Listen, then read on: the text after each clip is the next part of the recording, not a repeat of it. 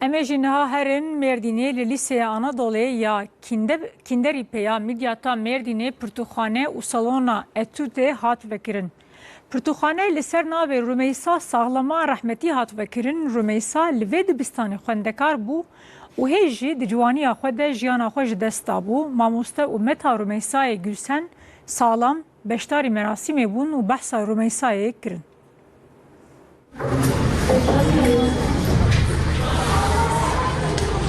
Li midyata Merdînê li Lîseya Anadolu'ya kinderîpê pirtûxane û saloneke etûdê hat vekirin.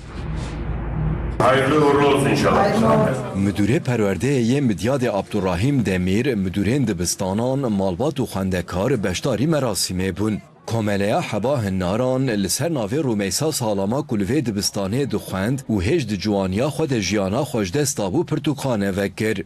Müdürê perwerdeyê Abdurrahîm Demîr plaket da seroka Komelê û meta Rûmeysayê Gülşen Salamê.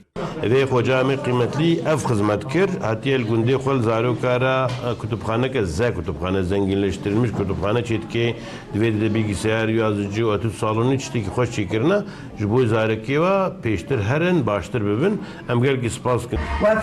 Salamê da axaftina xwe de got zarokên me li vê derê wê bixwînin û bi ser bikevin.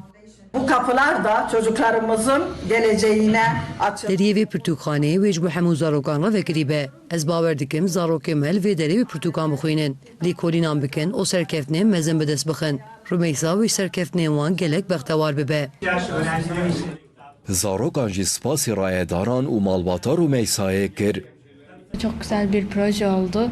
Ji bo kinderîpê projeyeke gelek baş bû. Zarok nikarbûn herin midyadê.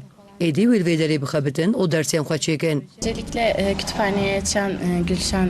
Em gelek spas dikin. Em spasî mamosteya xwe dikin. Ew meta hevala me Rûmeysayê ye. Em dikarin vê pirtûkxaneyê gelek tiştan bikin. Em ê dersê xwe çêkin, di kompîteran de lêkolînan bikin. Xwedê ji xêrxwazan razî be.